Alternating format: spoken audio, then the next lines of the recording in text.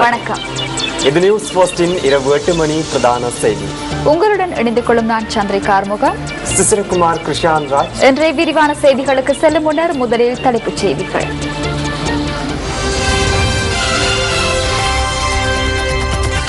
போலீசாரின் துப்பாக்கி பிரயோகத்தில் போதைப் பொருள் கடத்தலுடன் தொடர்புடைய ஒருவர் பலி.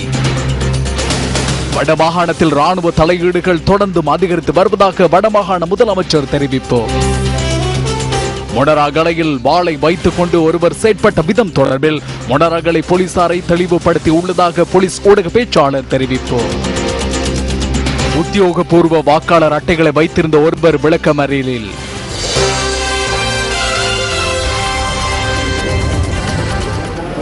அத்துருகிரிய பிரதேசத்தில் போலீசார் மேற்கொண்ட துப்பாக்கி பிரயோகத்தில் போதைப் பொருள் கடத்தலுடன் தொடர்புடையவர் என சந்தேகிக்கப்படும் ஒருவர் உயிரிழந்துள்ளார். போலீஸ் போதைப்பொருள் ஒழிப்பு பிரிவின் உத்தியோகத்தர்கள் அவரை கைது செய்ய சென்ற வேளையில் இருதரப்புக்கும் இடையில் துப்பாக்கி பிரயோகம் இடம்பெற்றுள்ளது. இதன்போது லலித கௌஷல் என்பவரை உயிரிழந்துள்ளதாக அடையாளம் காணப்பட்டுள்ளது.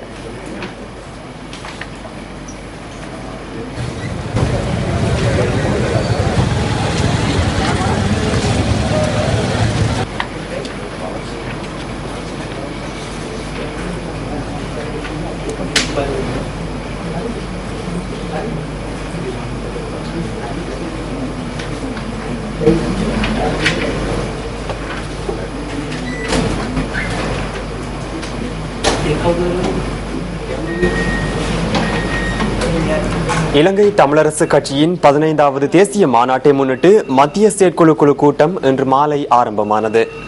வவுனியா நகரசபை கலாசார மண்டபத்தில் இந்த கூட்டம் இடம்பெற்றது. இந்த கூட்டம் கட்சியின் தலைவர் இரா சம்பந்தன் தலைமையில் இடம்பெற்றது. இலங்கை தமிழரசு கட்சியின் 15வது தேசிய மாநாடு தொடர்பில் இன்றைய செயற்குழு கூட்டத்தில் கலந்துரையாடப்பட்டதாக எமது செய்தியாளர் கூறினார். இதன்போது மத்திய செயற்குழு உறுப்பினர்கள் 48 பேர் கலந்து கொண்டிருந்தனர். இந்த கூட்டத்தில் தமிழ் தேசிய கூட்டமைப்பின் பாராளுமன்ற உறுப்பினர்கள், கட்சியின் சிரேஷ்ட உறுப்பினர்கள் உள்ளிட்ட பலர் கலந்து கொண்டிருந்தனர். இலங்கை தமிழரசு கட்சியின் 15வது தேசிய மாநாடு நாளை மறுதினம் நடைபெற உள்ளதோடு கட்சியின் இளைஞர் அணி மாநாடு நாளை நடைபெற உள்ளமை குறிப்பிடத்தக்கது. வடமாகாணத்தில் ராணுவ தலையீடுகள் தொடர்ந்தும் அதிகரித்து வருகின்றமையால் மாகாணத்தின் செயற்பாடுகள் உரிய முறையில் முன்னெடுக்க முடியாது போயுள்ளதாக வடமாகாண முதலமைச்சர் சி.வி. விக்னேஸ்வரன் தெரிவிக்கின்றார். யாழ்ப்பாணத்துக்கு விஜயம் மேற்கொண்ட ஜெர்மனிய நாட்டின் இலங்கைக்கான தூதுவர் ஜஸ்டின் மொகாடி உடனான சந்திப்பின் பின்னரே முதலமைச்சர் சி.வி. விக்னேஸ்வரன் இவ்வாறு சுட்டிக்காட்டியுள்ளார். ஆளுநருடைய காலம் முடிவடைந்ததன் பின்னர் அவருக்கு மீண்டும் ஒரு காலத்தை கொடுத்ததன் காரணமாக எங்களுக்கு முன்னிலும் பார்க்க பிரச்சனைகள் கூடிக்கொண்டு வருவதை அவதானிக்கின்றேன் என்று குறிப்பிட்டேன். ஒரு நிர்வாகம் என்று இருக்கும்போது அதனுடைய செயலாளர் அந்த நிர்வாகத்தினுடைய தலைமை பீடத்தோடு சேர்ந்து வேலைகளை செய்தால்தான் தொடர்ந்து நல்ல முறையிலே செய்து கொண்டு போகலாம்.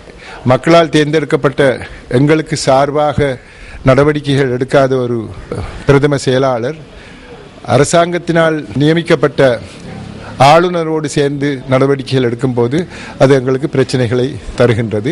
தொடர்ந்து எங்களுடைய நடவடிக்கைகளுக்கு முட்டுக்கட்டைகளை போட்டுக் கொண்டிருந்தால் அதனை எங்களால் பொறுக்க முடியாது. மற்றவர்களுக்கு சொல்லி இது சம்பந்தமாக அரசாங்கத்துக்கு சொல்ல வேண்டிய ஒரு நிர்பந்தம் எங்களை சார்ந்திருக்கின்றது. இராணுவத்தினுடைய உள்ளீடுகள் இப்ப மிகவும் சூட்சுமமான முறையில் நடைபெறுவதை நான் அவருக்கு எடுத்து காட்டினேன். வெளியே தெரியும் விதமாக இராணுவம் இயங்காது. தங்களுடைய அந்த இன்டெலிஜென்ஸ் குரூப் புலனாய்வுக்கு ஊடாகத்தான் அவர்கள் எல்லா விதமான விடயங்களிலும் தங்களுடைய ஆதிக்கத்தை செலுத்தி வருகின்றார்கள். உதாரணமாக நான் எங்கேயாவது ஒரு கூட்டத்துக்கு போனால் அங்கு இருந்து கொண்டு அவர்கள் படம் எடுக்கின்றார்கள். இப்படிப்பட்ட நடவடிக்கைகள் எல்லாம் நடந்து கொண்டிருப்பதை எடுத்து கூறினேன். 2 மொழிகளிலும் தேசிய கீதம் இசைக்கப்பட வேண்டும் என அமைச்சர் ரவுப் ஹக்கீம் நேற்று தெரிவித்த கருத்து தொடர்பில் தேசிய ஐக்கிய முன்னணியின் தலைவர் அசாத் சாலி கருத்து தெரிவித்தார். தேசிய கீதத்தை கூட நாங்கள் இன்னும் ஒரே மொழியில் படித்துக் கொண்டிருக்கிற ஒரு நிலைமை இருப்பது வருந்தத்தக்க விஷயம். இதை கொஞ்சம் துணிகரமாக எங்களுடைய நிகழ்ச்சி இல்லாதது 2 மொழிகளிலும் இசைப்பதற்கு நாங்கள் துணிய வேண்டும். அது நாங்களாக இருக்கிற ஒரு மாகாண சபையில் கூட அது நடைமுறைப்படுத்தப்படவில்லை என்றால் அது உண்மையிலேயே இந்த மாநிலத்தில் நாங்கள் எல்லோரும் வெட்கி தலைகுனிய வேண்டிய விஷயம். என்னை பொறுத்த மட்டில் நாங்கள் துணிகரமாக சில விஷயங்களில் அரசாங்கம் மேலிடம் பிடிவாதமாக இருந்தாலும் இந்த மாநிலத்தில் ஆவது அது சரிவர நிறைவேற்றப்பட வேண்டும். இந்த தேசிய கீதம் தமிழ்ல பாடுறதுல மட்டும் முஸ்லீம் தமிழ் பிரச்சனை முடிய போறது இல்லை. ஆனால் அரசாங்கத்தில் இருக்கிற நீங்க உடனடியாக இது முஸ்லீம்களுக்கு தமிழ் மக்களுக்கு இருக்கிற பிரச்சனைக்கு ஒரு முடிவு காண்றதுக்கு வழியும் பார்க்கணும். இப்ப 13வது சட்ட திருத்தத்தை இன்ன வரைக்கும் அமுல் செய்யாத அரசாங்கம் இது. நாங்க அதே நேரத்தில் 18வது சட்ட திட்டத்துக்கு நீங்களே போய் வாக்களிக்க போய் தான் இவ்வளவு பெரிய ஒரு பவர் வந்திருக்கு. எல்லாம் நீங்க செஞ்ச எமெண்ட்மெண்டால இந்த எமெண்ட்மெண்ட்டுக்கு நீங்க வாக்களிக்காம இருந்தீங்கன்னா இன்றைக்கு இந்த அரசாங்கத்தை ஒரு கட்டுப்பாடுக்கு கொண்டு வைக்கிறீங்க. முதலமைச்சர் ஒரு முஸ்லீம் கிடைக்க வேண்டிய ஒரு சந்தர்ப்பத்தை டிஎன்ஏ உங்களுக்கு சொன்ன நேரமும் நீங்க செய்யாம அரசாங்கத்தோட செஞ்சு சைன் பண்ணீங்க. இப்ப அரசாங்கம் உங்களுக்கு ஒரு முஸ்லீம் முதலமைச்சர் உங்களுடைய முன்னாள் தலைவர் அஷ்ரஃபுடைய ஒரு கனவு நினைவாகிறதுக்கு சரி ஒரு முஸ்லீம் முதலமைச்சர் ஸ்ரீலங்கா முஸ்லீம் காங்கிரஸால நீங்க பண்ணணும். அப்படி நீங்க பண்ணலாத பட்சத்தில் நீங்க என்ன செய்யணும்னு சொன்னா உடனடியாக டிஎன்ஏவோட பேச்சுவார்த்தை டிஎன்ஏவோட சேர்ந்து ஒரு முஸ்லீம் முதலமைச்சரை நீங்க உடனடியாக பண்ணணும். தமிழ் முஸ்லீம் மக்களுக்குள்ள ஒரு அலையன்ஸ் ஒன்று கொண்டாடணும். உடனடியாக மற்ற கட்சிகளோட எல்லாம் பேசுங்க. நாங்க இப்ப தயாராகிறோம். நாங்க டிஎன்ஏவோடையும் பேசுறதுக்கு ரெடியா இருக்கிறோம். மனோ நாங்க எல்லாம் ஒரு தமிழ் முஸ்லீம் அலையன்ஸ் ஒன்று நாங்க சைன் பண்றதுக்கு நாங்க ரெடி பண்றோம். வனவள அபிவிருத்தி அமைச்சர் விஜித் விஜயமுனி சொய்சாவிற்கும் மெதகம பிரதேச சமுர்த்தி வங்கி அதிகாரிகளுக்கும் இடையில் நேற்று வாக்குவாதம் இடம்பெற்றுள்ளது. அமைச்சர் அந்த பிரதேசத்துக்கு சென்றிருந்த போது பிரதேச மக்கள் விடுத்த கோரிக்கைக்கு அமையவே அவர் வாக்குவாதத்தில் ஈடுபட்டுள்ளார். பெபில சேனாபதிய பிரதேசத்தில் சமுர்த்தி வங்கிக்கு அருகில் அமைச்சர் விஜித் விஜயமுனி சொய்சா பயணித்த வாகனத்தை மறித்து தாம் எதிர்நோக்கிய பிரச்சினை தொடர்பில் மக்கள் தெளிவுபடுத்தியுள்ளனர். எனது நாட்குறிப்பை எடுங்கள், உள்ளே செல்ல வேண்டியதில்லை. தலா 50,000 வீதம் வழங்க விண்ணப்பங்களை நேற்று பெற்றுக் கொண்டனர். நேற்று தருவதாக கூறினார்கள். 25,000 ரூபாய் என 2 கட்டங்களாக தருவதற்கு தற்போது எழுதியுள்ளனர். 25,000 ரூபாய் தர முடியாது, நாளைக்கு வருமாறு கூறுகின்றனர். நாளை கூட்டம் வைத்து வரவை அவதானித்த பின்னரே தருவதாக கூறுகின்றனர். இந்த விளம்பரங்களில் அவ்வாறு எதுவும் இல்லை.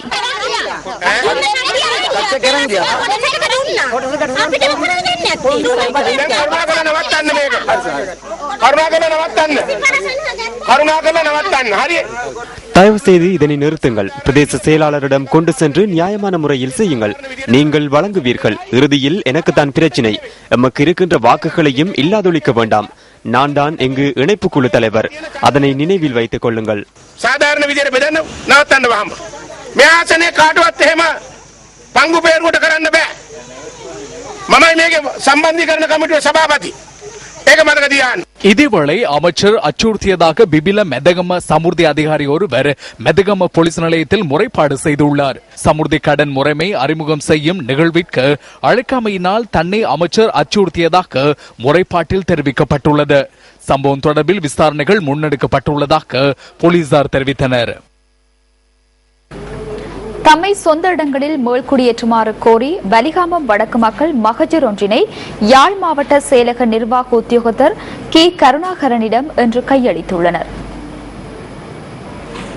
யாழ் மாவட்ட அரசாங்க அதிபர் மற்றும் மேலதிக அரசாங்க அதிபர் ஆகிய இருவரும் அலுவலகத்தில் இல்லாத காரணத்தால் வலிவடக்கு மக்கள் குறித்த மகஜரை நிர்வாக உத்தியோகத்தரிடம் கையளித்துள்ளனர். இந்த மகஜரை தேசிய மீனவ ஒத்துழைப்பு இயக்கத்தினருடன் இணைந்து பூந்தளிர் பெண்கள் அமைப்பின் யாழ் மாவட்ட தலைவி கையளித்தார்.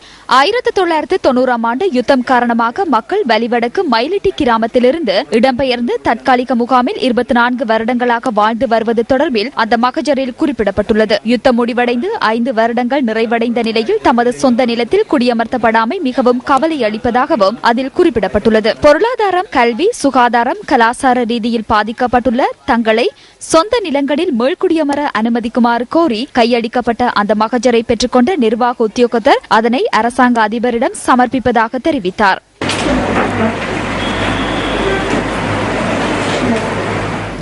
கிழக்கு மாகாண சபையின் புதிய உறுப்பினராக மூதூர் பிரதேசத்தைச் சேர்ந்த ஜே.எம். லாகிர் கிழக்கு மாகாண ஆளுநர் ரியல் அட்மிரல் மொஹான் விஜய விக்ரம முன்னிலையில் சத்திய பிரமாணம் செய்து கொண்டார். கிழக்கு மாகாண சபை அலுவலக கேட்போர் கூடத்தில் மாகாண சபை உறுப்பினர் பதவியேற்கும் முகமாக இந்த சத்தியப்பிரமாண நிகழ்வு இன்று நடைபெற்றது. திருகோணமலையில் முஸ்லிம் காங்கிரஸ் சார்பில் போட்டியிட்ட MLM ஹசன் மௌலவி அண்மையில் காலமாகியதை அடுத்து ஏற்பட்ட வெற்றிடத்துக்கு சட்டத்தரணி JM லாகிர் இன்று பதவி பிரமாணம் செய்து கொண்டார். நிகழ்வில் திருகோணமலை மாவட்ட பாராளுமன்ற உறுப்பினர் MS தௌஃபிக், கிழக்கு மாகாண முதலமைச்சர் நஜீப் அப்துல் மஜீத், கிழக்கு மாகாண சபை அவைத் தலைவர், மாகாண சபை அமைச்சர்கள் மற்றும் உறுப்பினர்கள் உள்ளிட்ட பலர் கலந்து கொண்டனர்.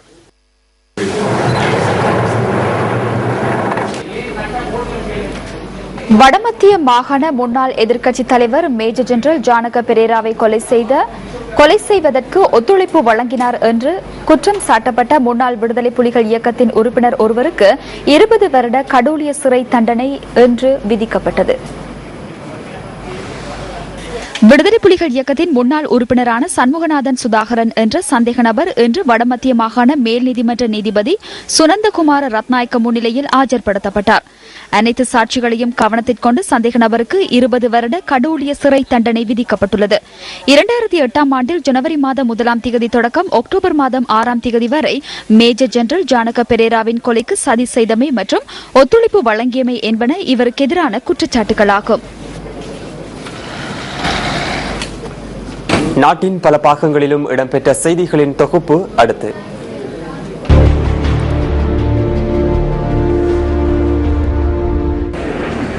வடக்கு மாகாண சபையின் 2015-2017 ஆண்டுக்கான வரவு செலவு திட்டம் தயாரிக்கும் முறைமை தொடர்பான கலந்துரையாடல் யாழ் பொது நூலக கேட்போர் கூடத்தில் இன்று இடம்பெற்றது. மத்திய நிதியமைச்சின் செயலாளர் DB ஜெயசுந்தரவினால் வடமாகாண சபையின் அமைச்சர்கள் மற்றும் அமைச்சின் செயலாளர்களுக்கு வரவு செலவு திட்டம் தயாரிப்பது தொடர்பில் இதன்போது விளக்கம் அளிக்கப்பட்டது. வரவு செலவு திட்டத்தில் வடமாகாணத்தில் மேற்கொள்ளப்பட வேண்டிய அபிவிருத்திகள் மற்றும் முதலீடுகள் தொடர்பிலும் நிதியமைச்சின் செயலாளரினால் ஆலோசனை வழங்கப்பட்டுள்ளது. முல்லைத்தீவில் சட்டவிரோதமாக மேற்கொள்ளப்பட்டு வந்த மரக்கடத்தல் போலீசாரால் முறியடிக்கப்பட்டுள்ளது. முல்லைத்தீவில் நீண்ட நாட்களாக வெளியிடங்களில் உள்ளவர்களால் மேற்கொள்ளப்பட்டு வந்த மரக்கடத்தல் சம்பவம் தொடர்பில் போலீசாருக்கு கிடைக்கப்பெற்ற தகவலுக்கு அமைய சுற்றி வளைப்பு மேற்கொள்ளப்பட்டுள்ளது. முல்லைத்தீவிலிருந்து யாழ்ப்பாணத்திற்கு டிப்பர் வாகனம் ஒன்றில் சட்டவிரோதமாக கொண்டு செல்லப்பட்ட ஒரு தொகை முதிரை மரங்கள் இந்த சுற்றி வளைப்பின் போது கைப்பற்றப்பட்டுள்ளதாக போலீசார் தெரிவித்தனர். மரக்கடத்தலில் ஈடுபட்டவர்கள் இதன்போது தப்பிச் சென்றுள்ளதுடன் அவர்களை கைது செய்வதற்கான நடவடிக்கைகளை மாங்குளம் போலீசார் ஆரம்பித்துள்ளனர். முல்லைத்தீவு செம்மலை மாணிக்க விநாயகர் ஆலய வருடாந்த திருவிழாவின் வேட்டை திருவிழா இன்று இடம்பெற்றது. பாரம்பரியமாக வேட்டை இடம்பெறும் இடத்திற்கு திருச்சொரூபம் எடுத்து வரப்பட்டு அங்கு வேட்டை திருவிழா இடம்பெற்றது. இதில் அதிகளவான பக்தர்கள் கலந்து கொண்டனர்.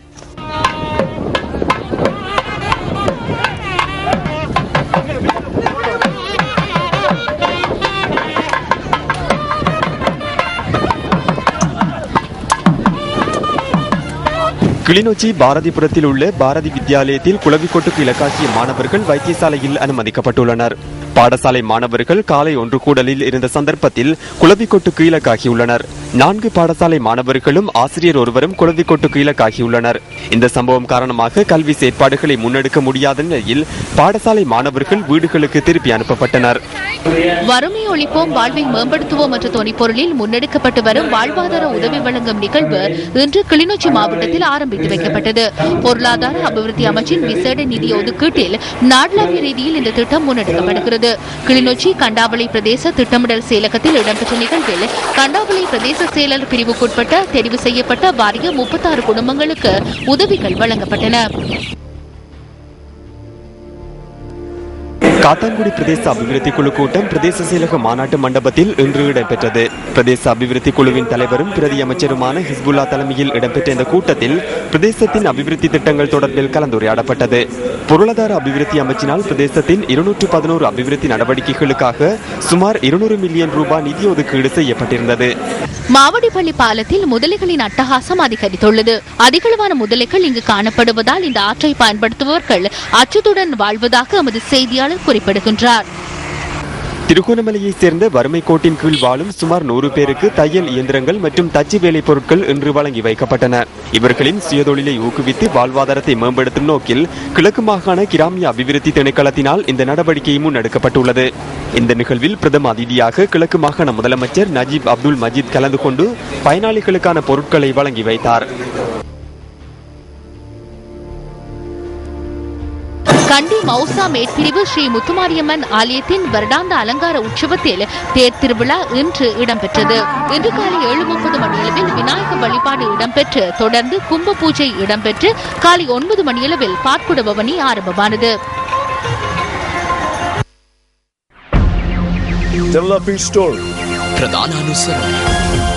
இது தொடர்பான சரியான அறிவுரை மற்றும் தேவையான வழிகாட்டல்களை இவர்களிடம் பெற்றுக் கொள்ளலாம். ஊவா தேர்தல் மேடைகளில் தெரிவிக்கப்பட்ட கருத்துக்கள் அடுத்து.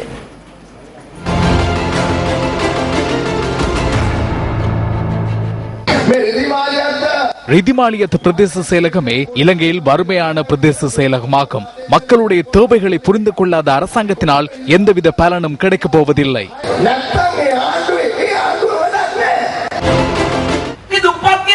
வறுமை என கூறப்படும் உணரார்களுக்கு நிதியை பெற்றுக் கொள்ளும் முறைமையினை கற்றுக் கொடுத்தோம். வறுமை என கூறுபவர்கள் இதனை கற்றுக் கொடுத்தார்களா? வழிகாட்டினார்களா? குறைந்தது தென்னங்கன்றுகளையாவது கொடுத்தார்களா? இல்லை.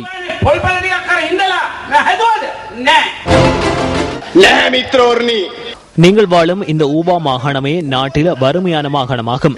14 வீதமாக காணப்பட்ட வறுமை 28 வீதமாக வளர்ச்சி கண்டுள்ளது. இவ்வாறான ஆட்சியாளர்களுடன் செல்வதா? மனச்சாட்சிக்கு நேர்மையாக சிந்தியுங்கள்.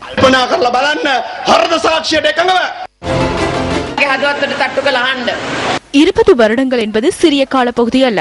2 தசாப்தங்கள். 2 தசாப்தங்களாக நாட்டை ஆட்சி செய்த ஸ்ரீலங்கா சுதந்திர கட்சி அரசாங்கம் உங்களுக்கு எதனை சேமித்து வைத்துள்ளது? போஷாக்கின்மையே தற்போது உள்ளது. ஊவா மாகாண சபை தேர்தலில் போட்டியிடும் சுதந்திர கூட்டமைப்பு வேட்பாளர்களில் யாருக்கு மதுபான சாலைகள் இல்லை? அனைவருக்கும் உள்ளது. சிலருக்கு ஒன்றல்ல, 2-3 உள்ளன.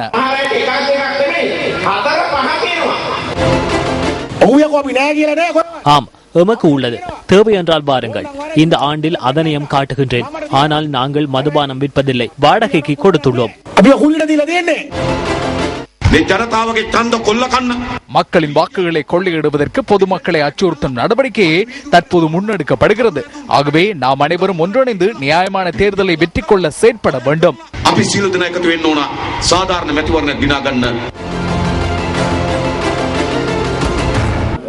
சட்ட மறுசீரமைப்பின் இயங்கு சக்திகளாக சட்டத்தரணிகள் செயற்பட வேண்டும் என இலங்கை சட்டக்கல்லூரியின் உப அதிபரும் முன்னாள் சட்ட வரைஞரும் ஜனாதிபதி சட்டத்தரணியுமான திரேஸ் பெரேரா குறிப்பிட்டுள்ளார். கொழும்பில் நேற்று மாலை நடைபெற்ற முன்னாள் சட்டமாதிபர் KC கமலசபேசனின் நினைவு பேருரையின் போதே அவர் இவ்வாறு குறிப்பிட்டுள்ளார்.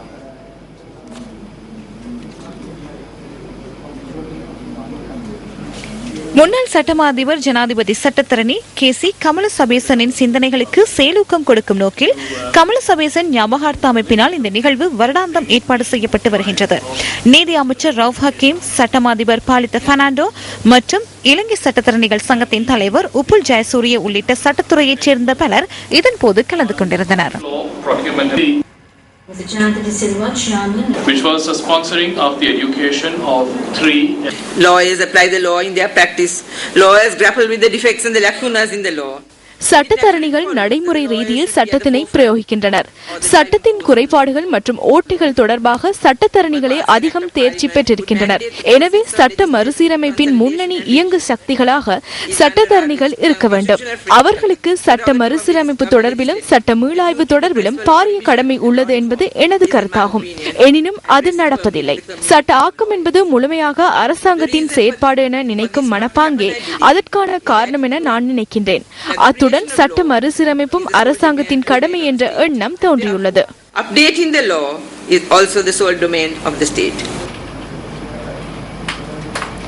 மொனராகலை வைத்தியசாலைக்கு முன்பாக வாளொன்றுடன் நடமாடிய பிரதேச அரசியல்வாதி தொடர்பில் விசாரணைகள் ஆரம்பிக்கப்பட்டுள்ளதாக போலீஸ் ஊடக பேச்சாளர் சிரேஷ்ட போலீஸ் அத்தியட்சகர் அஜித் ரோகன குறிப்பிடுகின்றார்.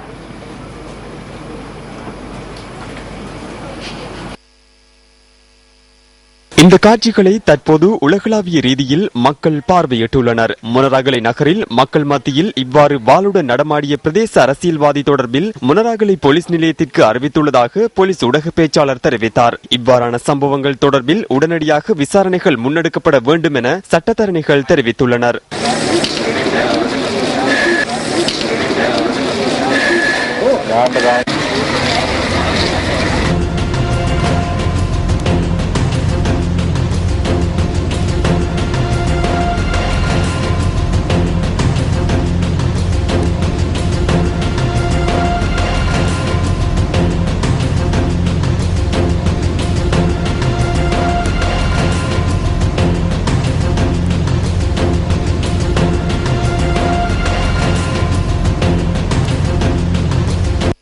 அத்துடன் தனக்கும் முன்னாள் முதலமைச்சருக்கும் சிலர் அபகீர்த்தியை ஏற்படுத்தியுள்ளதாக தெரிவித்து முனராகலை பிரதேச சபை உறுப்பினர் சனத் பியபேம நேற்று போலீஸ் நிலையத்தில் முறைப்பாடு செய்தார். குறித்த உறுப்பினர் முனராகலை வைத்தியசாலைக்கு முன்பாக வியாபார நிலையம் ஒன்றை முன்னெடுத்து வருகின்றார். இதேவேளை முனராகலை நகரில் கடந்த புதன்கிழமை ஐக்கிய தேசிய கட்சியின் இரு குழுக்களுக்கிடையில் ஏற்பட்ட மோதல் தொடர்பில் கைது செய்யப்பட்ட சந்தேக நபர்களுக்கு இன்று பிணை வழங்கப்பட்டது. இதன்போது ஐக்கிய தேசிய கட்சியின் ஊவா மாகாண வேட்பாளர் திஸ்ஸ குட்டியாராச்சியின் ஆதரவாளர்களின் தாக்குதலில் அந்த கட்சியின் வேட்பாளரான சம்பத் ஜெயசூரியவின் புதல்வர் காயமடைந்தார். ரிதிமாலியத்து அராவ பிரதேசத்தில் ஐக்கிய தேசிய கட்சியின் ஆதரவாளர் மீது தாக்குதல் மேற்கொள்ளப்பட்டுள்ளது. தாக்குதலுக்குள்ளானவர் மீகாகிவுல வைத்தியசாலையில் அனுமதிக்கப்பட்டுள்ளதாக எமது செய்தியாளர் தெரிவித்தார். அத்துடன் பிபில நகரில் வேட்பாளர்களின் அலுவலகங்கள் உடைக்கப்பட்டிருந்தன. மக்களின் வாக்குகளினால் பாராளுமன்றத்திற்கு தெரிவு செய்யப்பட்டுள்ள பெண் பிரதிநிதிகள் பெண்களுக்கு எதிரான வன்முறைகள் தொடர்பில் குரல் எழுப்புவதில்லை என ஜனநாயக கட்சியின் பிரதி செயலாளர் அனோமா போன்சேகா தெரிவித்துள்ளார். மதுரை வியலும பிரதேசத்தில் இடம்பெற்ற கூட்டம் ஒன்றிலேயே அவர் இதனை தெரிவித்தார். அனைத்து இடங்களிலும் கற்பழிப்புகள் மற்றும் சிறுவர் துஷ்பிரயோகம் என பெண்களுக்கு எதிரான வன்முறைகள் நிறைந்துள்ளன. இவற்றுக்கு எதிராக யாரும் குரல் எழுப்புவதில்லை.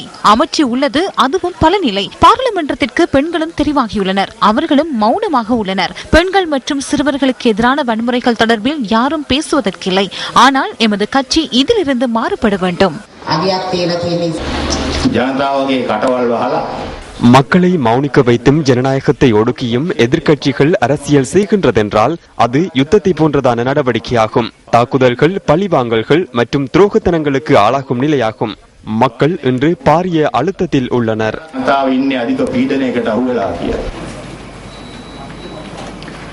ஓரினத்தின் பண்பாடு என்பது அந்த இனத்தின் அடையாளங்களாகவும் நாகரிகமாகவும் விளங்குகின்றது.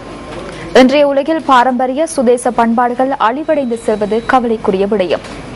யாழ்ப்பாணத்தில் ஒரு காலத்தில் மிகவும் முக்கியமாக இருந்த பண்பாட்டு படைப்புகள் குறித்து ஓர் ஆய்வை நியூஸ் ஃபர்ஸ்ட் உங்களுக்கு தருகின்றது. தனித்துவமான பன்னெடுங்காலத்து பாரம்பரிய அடையாளங்களை கொண்ட யாழ்ப்பாணத்தில் வாழ்வியல் கோலத்தில் புழங்கப்பட்ட பல்வேறு பொருட்கள் வெறும் கருவிகளாக அன்றி கலை படைப்புகளாகவும் மிளிர்ந்துள்ளன. பண்டைய காலங்களில் மனிதர்கள் பொருட்களை சுமந்து கொண்டு நீண்ட தூரம் பயணம் செய்தனர். அப்போது பொருட்களை கீழே இறக்கி வைத்தால் திரும்பவும் தலையில் ஏற்றுவதற்கு இன்னொருவரின் உதவி தேவைப்படும். மக்கள் நடமாட்டம் குறைந்த வழிகளில் உதவிக்கு யாருமற்ற நிலையில் ஓர் உதவிக்கரமாக களைப்பார உதவும் கருவியாக சுமை தாங்கி என்ற கலைப்படைப்பினை எமது மூதாதையர்கள் உருவாக்கினர். தமிழர் வாழ்வியலில் இவ்வாறான பண்டைய படைப்புகள் பலவும் பாதுகாக்கப்படாமல் அழிவடைந்து செல்கின்றன. தமது வாழ்விற்கு ஆதாரமாக அமைந்த கால்நடைகளை பண்டைய கால தமிழ் மக்கள் போற்றி மதித்து வந்துள்ளனர் என்பதற்கு பல சான்றுகள் உள்ளன. கால்நடைகளின் தாகத்தினை தீர்த்துக் கொள்வதற்காக நீர் நிரம்பியுள்ள கேணிகள் பலவற்றை அந்த காலத்தில் அமைத்தனர். நூற்றாண்டு கடந்தும் இன்றும் இந்த கேணிகள் கால்நடைகளின் தாகத்தினை தீர்க்கின்றன. நீர் அருந்திய கால்நடைகள் தங்களுக்கு ஏற்படும் இயற்கையான உபாதைகளை தீர்த்துக் கொள்வதற்காக கேணியின் அருகில் ஆவுரஞ்சி கல் அமைக்கப்பட்டுள்ளது. தங்களுக்கு தோல் சம்பந்தமான உபாதைகள் ஏற்படும் போது ஆவுரஞ்சி கல்லில் கால்நடைகள் தமது உடலை தேய்த்து அந்த உபாதைகளை தீர்த்துக் கொள்ளும். அதற்கு ஏற்ப இந்த கற்கள் வைரமாகவும் சொரசொரப்பாகவும் பொழியப்பட்டிருக்கும். இவற்றை விட வழிபோக்கர்கள் இளைப்பாரி செல்வதற்கு மடம் போன்றவையும் பண்டைய கால மக்களால் அமைக்கப்பட்டிருந்தன. இவை யாவற்றையும் யாழ் மாவட்டத்தின் சங்கரத்தை நவாலி வீதியில் இப்போதும் பார்க்க முடியும். இவ்வாறான பண்டைய கலை படைப்புகள் பலவும் உரிய பராமரிப்பு இன்றியும் வீதி அபிவிருத்தியின் போதும் அழிவடைந்துள்ளன. அபிவிருத்தி எந்த அளவுக்கு முக்கியமோ அந்த அளவுக்கு பண்பாட்டு தொன்மங்களை பாதுகாக்க வேண்டியதும் முக்கியமானது. பாரம்பரிய படைப்புகளை பாதுகாத்து அடுத்து வருகின்ற எமது சந்ததியினருக்கு அறியச் செய்வது சம்பந்தப்பட்ட அனைவரதும் கடமையாகும். பல்வேறு வகையிலும் நெருக்கடிக்கு உள்ளாகும் ஓர் சுதேச இனத்திற்கான அபிவிருத்தி என்பது பண்பாட்டையும் தொன்மையையும் பாதுகாப்பதாய் அமைய வேண்டியது கட்டாயமானது. ஒரு மாதத்திற்கு முன்னர் 1 கிலோகிராம் 100 ரூபாவாக காணப்பட்ட பெரும்பாலான மரக்கறி வகைகள் தற்போது 30 தொடக்கம் 40 ரூபாவிற்கு வீழ்ச்சி கண்டுள்ளன. 1 கிலோகிராம் பூசணிக்காய் 10 ரூபாவாக காணப்படுவதாக தம்புள்ள பொருளாதார மத்திய நிலையத்தின் வியாபாரிகள் சங்கம் தெரிவித்துள்ளது.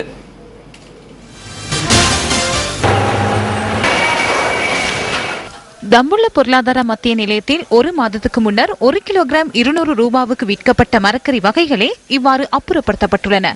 மரக்கறிகள் நிறைந்து காணப்படுகின்றமே இதற்கு காரணமாகும். கடந்த ஓரிரு மாதங்களாக அதிக விலையில் மரக்கறிகள் விற்கப்பட்டன. ஆகவே விவசாயிகள் விவசாயத்தில் கூடுதலாக ஈடுபட்டனர். கெக்கரிக்காய் போன்றவை 40 நாட்களில் அறுவடை செய்ய முடியும். இவை கூடுதலாக தற்போது தம்புள்ள பொருளாதார மத்திய நிலையத்திற்கு கொண்டு வரப்படுகின்றன. அதேபோன்று 100 ரூபாவிற்கு விற்கப்படுகின்ற மரக்கறிகள் 30 மற்றும் 40 ரூபாவிற்கு குறைவடைந்துள்ளது. தொழிற்சங்கங்களை நாட்டில் அரசாங்கம் கட்டுப்படுத்தியுள்ளதாக எதிர்க்கட்சித் தலைவர் ரணில் விக்ரமசிங்க குற்றம் சாட்டியுள்ளார். ஐக்கிய தேசிய கட்சியுடன் தொடர்புடைய தேசிய ஊழியர் சங்கத்தின் செயற்குழுவிற்கும் எதிர்க்கட்சித் தலைவர் ரணில் விக்ரமசிங்கவிற்கும் இடையில் இன்று கலந்துரையாடல் இடம்பெற்றது. අද එදා තරම්ම වෘත්තීය සමිති බලවත් නැහැ.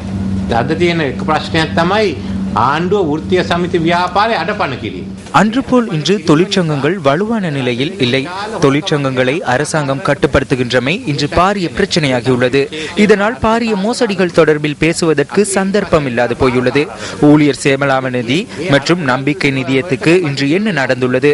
அரசாங்கம் கடன்களை செலுத்த அவற்றை பயன்படுத்துகின்றது. இன்று ஊழியர்களின் தொகை எவ்வளவு? அரசாங்கத்தின் வரவு செலவு திட்டத்திற்கு எவ்வளவு பயன்படுத்தப்பட்டுள்ளது? இதன் காரணமாக ஊழியர்களுக்கான கொடுப்பனவுகள் கிடைக்காமல் போகின்றது. ஆகவே இந்த நிதியத்தை பாதுகாக்க வேண்டும். தொழிற்சங்கங்களை கட்டுப்படுத்துவது இந்த நிதியத்தை சூறையாடும் நோக்கிலேயே ஆகும். අර්ථසාධක අරමුදල ආරක්ෂා කරන්න. අර්ථසාධක අරමුදල හොරකම් කරන නිසා තමයි වෘත්තීය සමිති ව්‍යාපාරේ අඩපණ කරන්නේ. உழைக்கும் மக்களின் உரிமைகளுக்காக 60 ஆண்டு காலமாக குரல் கொடுத்த மூத்த தொழிற்சங்கவாதியான காலஞ்சென்ற பாலா தப்போவின் இறுதிக்கிரியைகள் இன்று பிற்பகல் நடைபெற்றன. மொரல்ல பொது மயானத்தில் அன்னாரின் இறுதி கிரியைகள் இடம்பெற்றன. 1922 ஆண்டு மே மாதம் 23ஆம் தேதி பிலிப்ஸ் பாலேந்திர தப்போ பிறந்தார். தொழிற்சங்கவாதிகள், அரசியல் பிரமுகர்கள் என அன்னாரின் இறுதி கிரியைகளில் பலர் கலந்து கொண்டனர். அரச ஊழியர்களுக்கு தொழிற்சங்க மற்றும் அரசியல் உரிமைகளை வழங்க வேண்டும் என கோரி 1947ஆம் ஆண்டு ஜூன் மாதம் நடைபெற்ற வேலைநிறுத்த போராட்டத்தினால் பாலா தப்போ அரசு சேவையிலிருந்து விலக்கப்பட்டார். இலங்கை வர்த்தக ஊழியர் சங்கத்தின் 19வது பொது சபை கூட்டத்தின் போது பிரதான செயலாளராக பாலா தப்போ தெரிவு செய்யப்பட்டார். அன்றிலிருந்து அவர் இயற்கை எய்தும் வரையிலும் தனது வாழ்நாள் முழுவதும் மற்றவர்களின் வாழ்விற்காக குரல் கொடுத்த மக்கள் உள்ளங்களில் அழியா மனிதராக என்றும் வாழ்ந்து வருகின்றார்.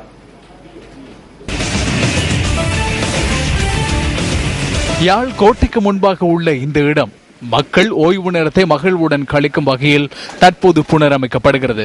பாதுகாப்பு மற்றும் நகர அபிவிருத்தி அமைச்சினால் இந்த பூங்கா அமைக்கப்படுகிறது. 2 கட்டங்களாக இந்த வேலை திட்டம் முன்னெடுக்கப்படுவதுடன் சுமார் 12 மில்லியன் ரூபாய் தற்போது வரையில் செலவிடப்பட்டுள்ளது. பாதுகாப்பு செயலாளர் கோட்டாபய ராஜபக்ச மற்றும் நகர அபிவிருத்தி அதிகார சபையின் தலைவர் நிமல் பெரேரா ஆகியோரின் ஆலோசனைக்கு அமைய இந்த வேலை திட்டம் முன்னெடுக்கப்படுகிறது. இந்த பூங்காவை அமைக்கும் வேலை திட்டம் தற்போது 75% பூர்த்தி அடைந்துள்ளதாக வடமாகாண நகர அபிவிருத்தி அமைச்சின் பணிப்பாளர் குறிப்பிட்டார். இந்த வருட இறுதிக்குள் இந்த இடம் அழகிய பூங்காவாக திறந்து வைக்கப்பட உள்ளது. இத்துடன் நியூஸ் ஃபர்ஸ்டின் 8 மணி பிரதான செய்தி நிறைவு பெறுகின்றது. மீண்டும் சந்திக்கலாம் நியூஸ் ஃபர்ஸ்டின் 10:45 டுநைட் செய்திகளுடன். வணக்கம்.